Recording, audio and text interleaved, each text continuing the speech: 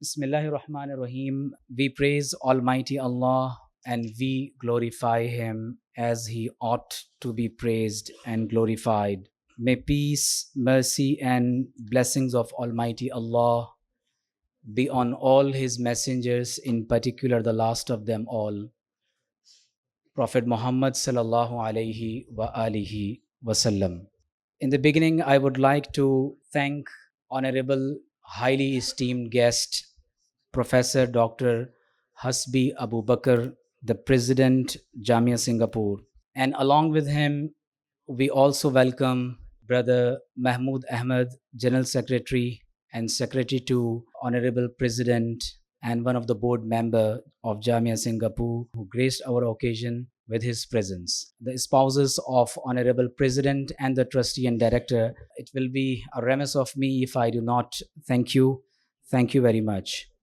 We have so many scholars, university professors, and ulama from different madaris and universities who are here to listen to our honorable guest, Professor Dr.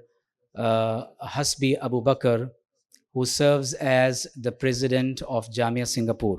So before I invite our honorable chief guest to come to the rostrum and deliver his talk on brief introduction to Jamia Singapore and what measures are being taken by Jamia Singapore, formerly which was recognized as All Malaya or All Malay Missionary Society, which was founded by His Eminence in 1928. Dr. Hasbi holds doctorate in public administration, and his master's and graduation is in the field of IT. He completed his education from US and University of South Australia.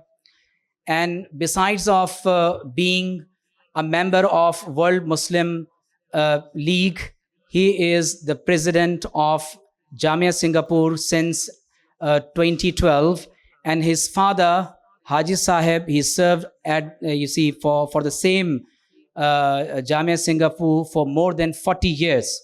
He travels around the globe, and for the very first time, he has come to Pakistan to attend a conference which is to be held in Islamabad on interfaith harmony. And let me tell you that he has traveled to Karachi just to find out the traces of Maulana Abdul Alim Siddiqui Rahmatullahi Ta'ala. Now you can see what are the great achievements attained by Maulana Abdul Alim Siddiqui Rahmatullah. His institution was established in 1928, 1930s. IRO, if you talk about International Religious Organization, established by Maulana Abdul Alim Siddiqui in 1940s. And after 90 years, we are still commemorating the days of Maulana Abdul Alim Siddiqui. We are talking about his illustrious son, His Eminence Maulana Shah Ahmad Nurani Rahmatullahi Ta'ala. So this is the clear sign what Almighty Allah says in the Holy Quran, فَذْكُرُونِي أَذْكُرُكُمْ. If you remember me, I will remember you. And you know it very well, when Allah remembers anyone, so Almighty Allah instill love of that personality in the hearts of mankind. I will humbly request our honorable chief guest, Professor Dr. Hasbi Abu Bakr, to come forward, take the rostrum, and share his thoughts, his feelings, his impressions. He has arrived for the first time in Pakistan, and wherever Maulana Ansari went in Pakistan, he is trying to collect all information, and he and his whole crew is here in Pakistan to make a documentary, to pay a tribute to Maulana Abdul Alim Siddiqui Rahmatullahi Ta'ala. So I request Honorable Dr. Hasbi to take the rostrum, please. Bismillahir Rahmanir Rahim. His Eminence Dr. Omar Mahmood Siddiqui, Chief Executive Officer, also founder of the City of Knowledge Islamic Research Institute, and also Head of Department of Islamic Learning at the University of Karachi, honorable scholars, officials, and members of the City of Knowledge Islamic Research Institute, my colleagues from Jamia Singapore, Assalamualaikum warahmatullahi wabarakatuh. On behalf of my colleagues from Jamia Singapore, I would like to extend our sincere thanks to Dr. Omar Mahmood Siddiqui for kindly hosting us at this esteemed City of Knowledge Islamic Research Institute in Karachi. We truly appreciate it that all of you have spared your valuable time to be with us this evening. As mentioned by Dr. Umar, actually we have planned to visit Karachi about 6 months ago with the intention to gather information on His Eminence Maulana Abdul Alim Siddiqui, who founded Jamia Singapore more than 92 years ago. We plan to produce a tribute video of His Eminence Maulana Abdul Alim Siddiqui in conjunction with Jamia Singapore's 95th and inshallah 100th anniversary. In this regard, we are very thankful to Dr. Omar Mahmood Siddiqui for kindly assisting us to achieve our intention. Dr. Umar has kindly connected us with the grandchildren and scholars who studied about His Eminence Maulana Abdul Alim Siddiqui. And Dr. Umar has also kindly given us some meaningful books on Maulana and other Islamic books also produced by the City of Knowledge of Islamic Research Institute. Let me briefly inform you about the key roles or the significant contributions of His Eminence Maulana Abdul Alim Siddiqui. We know we have always been telling Muslims and non-Muslims in Singapore that His Eminence Maulana Abdul Alim Siddiqui have dedicated most of his life, especially his last 40 years of his life, going around the world to propagate and promote Islam. And he is known as the ambassador of Islam and peace. Now, His Eminence Maulana established then in 1932 an organization called All Malaya Muslim Missionary Society. This organization name changed to Muslim Missionary Society of Singapore when Singapore separated from Malaysia in 1965. Maulana also established the Interreligious Organization of Singapore. At that point of time, the original name, this is in 1949 when he established, His Eminence established the Interreligious Organization. The original name was the Interreligious Organization of Singapore and Johor Bahru. Johor Bahru is a state next to Singapore. So this is when Singapore is part of Malaysia. And thirdly, Maulana Abdul Alim Siddiqui also established a mosque under His Eminence name about 70 years ago. The Interreligious Organization of Singapore is still very active till today. There are 10 main religions that are members of this organization. They are Islam, Buddhist, Taoist, Hindu, Christian, Jewish, Zoroastrian, Sikh, Jain, and Baha'i. The head of the Interreligious Organization is rotated every year. At this present moment, the Sikh is heading the organization. Much of the activities of this Interreligious Organization of Singapore are connecting religious leaders and praying for recovery of situations locally and internationally from natural disasters. On the Abdul Alim Siddiqui Mosque, it is located in a residential area in the south central of Singapore. For your information, Singapore is a very tiny state or country, probably less than 5% of the whole Karachi. This mosque is a very popular mosque and has a long history where Jemaah participate in the daily prayers and also other programs of the mosque. It is celebrating its 70th anniversary next month.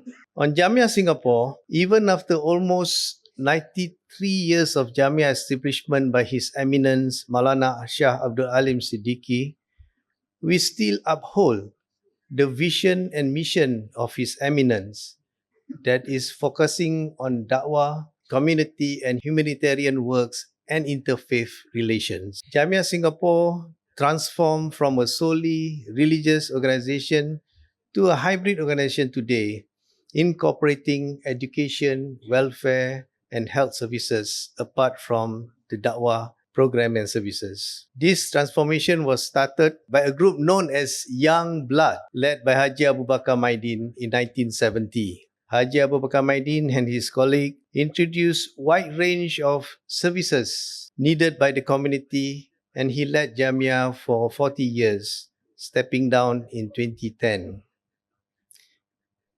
As a da'wah organization, promoting Islam has always been the mainstream services of Jamia. We have structured Islamic programs for the youngs starting from the age of 4 and right up to adults. Children who attended government schools during the day will attend religious classes conducted by Jamia on the weekends or in the evenings, whereas adults attend courses like Tafsir Quran, Tajweed, Arabic, and also higher level of Islamic programs like the diploma, degree, and postgraduate degree programs in Islamic studies. Jamia cooperate with the Islamic universities in Malaysia and Indonesia for these degree programs. Our Da'wah department plays a key role in promoting Islam with many Islamic programs and services.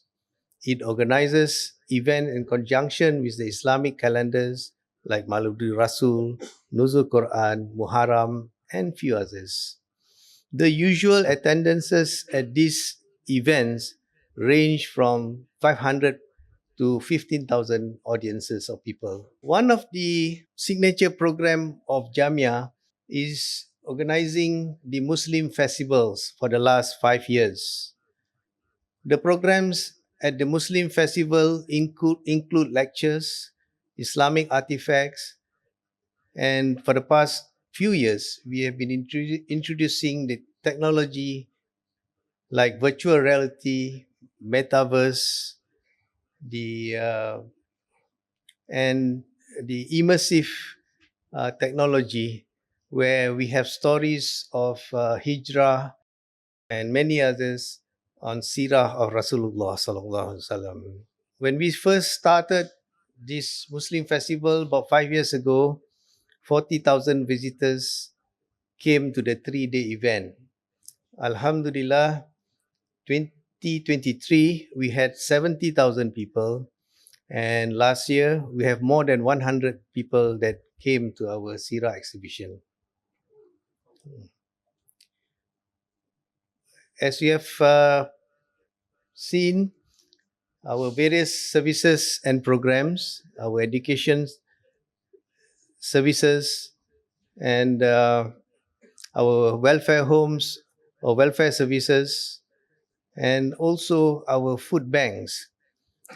We started our food bank in 2017, and today we have one main food bank and 3 mini food banks serving 5,000 poor and needy in Singapore.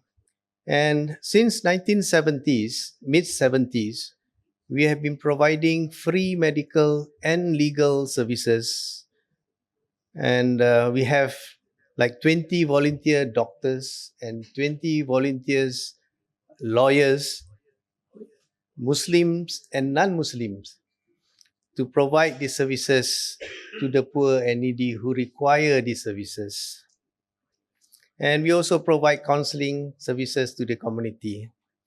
Our dedicated counselors offer advices to the clients on matters of marriage, assets distribution, and other advisors. About 3 years ago, we established a new department called Corporate Planning and Strategy Department, consisting of young and qualified people to help us to chart the future progress of Jamia, with the target that when Jamia Singapore reaches its 100 years in 8 years' time, this organization is ready to fulfill the needs of the community at that time. Having relevant services and programs are the keys to propel Jamia Singapore to greater heights. For your kind information, all the programs and services of Jamia are open to all, regardless of race or religion. And Alhamdulillah, we are getting very good supports from both the Muslims and non-Muslims in Singapore. And this is also an opportunity for us to showcase the beauty of Islam to the non-Muslim living as a Muslim minority in Singapore. Before I end my brief presentation, let me give you a bit information about Singapore. I believe some of you might have been to Singapore before, but if you haven't, this is a good time for you to get some information. And inshallah, one day we would like to see you at Jamia Singapore. Inshallah. Now, Singapore used to be part of Malaysia, but in 1965, Singapore separated from Malaysia. At that point of time, there were about 2 million people living in Singapore, and 15% of the population were Muslims. Today, the population of Singapore have reached to slightly over 6 million people, and the population of Muslims is still at 15%. That is about 750,000 Muslim living in Singapore. The increase in the number of population is due to Singapore's government policy to increase its population due to the very low birth rate. The recent statistics shows that the birth rate in Singapore is less than 1%. So meaning that it's less than one baby, per couple. So that is why the only resources that Singapore has is the human resources. So it needs younger people to live in Singapore, to work, and so that the economy and the country can continuously prosper. And the government welcome immigrations, especially from China and India and other parts of the world, but mainly from China and India. There are Pakistani communities in Singapore too. In fact, they have an organization called Pakistan Association in Singapore, and we always been invited to join them in some of the events and so on. Now, out of these 750,000 Muslims in Singapore, about 150,000 are Indian Muslims. So this can be categorized as Indian and also Pakistani in Singapore. And there are a few percentage of Muslims from Indonesia, Malaysia, Philippines, and other countries. There are not many Muslims from Indonesia or Malaysia because they are living in Muslim majority countries. So probably they are more comfortable living in their country rather than migrating to Singapore. So most of those that migrated to Singapore are non-Muslims. And in terms of the Muslim NGOs or non-governmental organization, there are few sizable organizations and about 30 smaller ones. Jamia Singapore is the largest Muslim NGO in Singapore. On average, the Muslim in Singapore are working class people, with few thousand of them involving in the small and medium-sized businesses. Of course, there are few main social problems faced by the Muslims in Singapore, like the high divorce rate, high rate of drug addiction, and also there's an increase in the delinquency rate of the youth. And we are still facing the lack of expertise to address these social problems. So inshallah, in 10, 20 years' time, we would be seeing more Muslims majoring in this field to help address the social issues of the Muslim in Singapore. In terms of the monthly household income of Muslims in Singapore, the income is around 6,500 per month, a combined income in the household. And while for the Indians and the Chinese, they are averaging around monthly income of 11,000. So there's still a bit, gaps in that. And average Muslims having degree and post degrees qualification is slightly more than 10% compared to the Chinese and Indians, where they have about 35% of graduates. In terms of the challenges carrying out da'wah work, I believe these challenges is now not only limited to Singapore, but many countries in the world. For example, we used to invite many speakers from Malaysia and Indonesia. Almost 99% of the speakers that we invited before were not able to do so now. And because whoever want to speak in Singapore will have to apply for permits. And the Singapore government is very strict. Sometimes these speakers will say something in their own country which is okay in their country with their government, but these same points that they spoke in their countries may not be acceptable in the context of Singapore. So that is why they are not allowed to speak in Singapore. The other problem or challenge that we are facing is that the older generation of Muslims in Singapore, they speak Malay.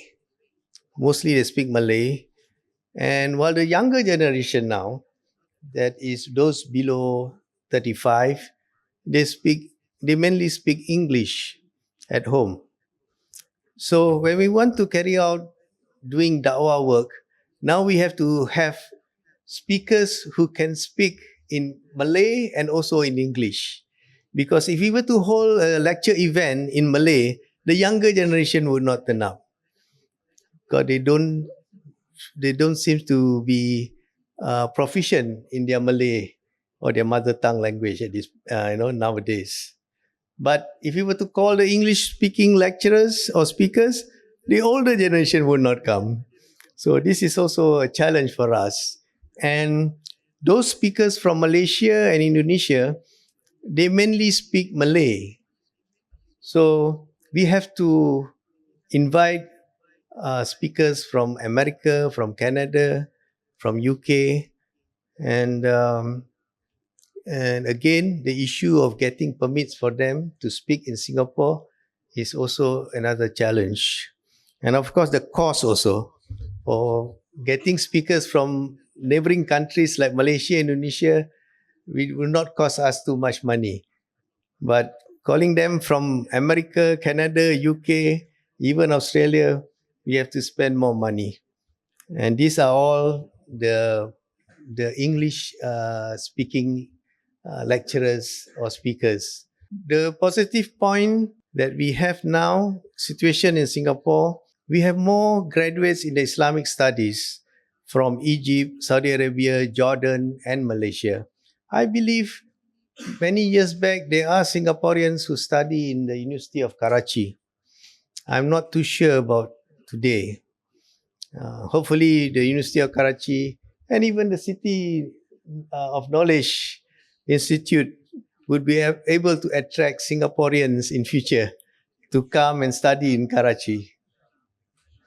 It's a beautiful city, nice place, because we flew in from Mumbai 2 days ago.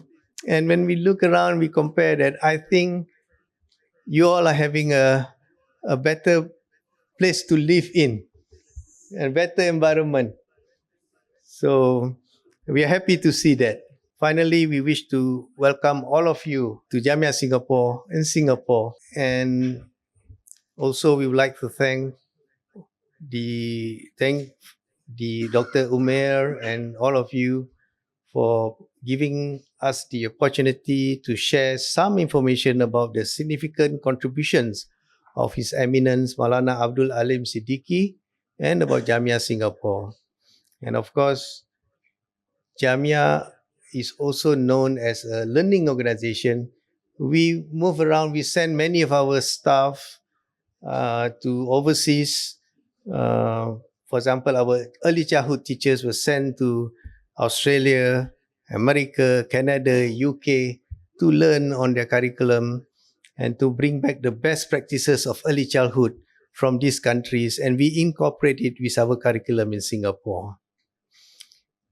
And also, we send our head of our healthcare services or centers or homes again to Japan, Hong Kong, even America to learn the best practices of taking care of the elderly and the sick. Before I end, I like to mention that I am very fortunate to be able to meet Maulana Shah Nurani Abdul Alim Siddiqui when Almarhum visited Singapore in late 1970s.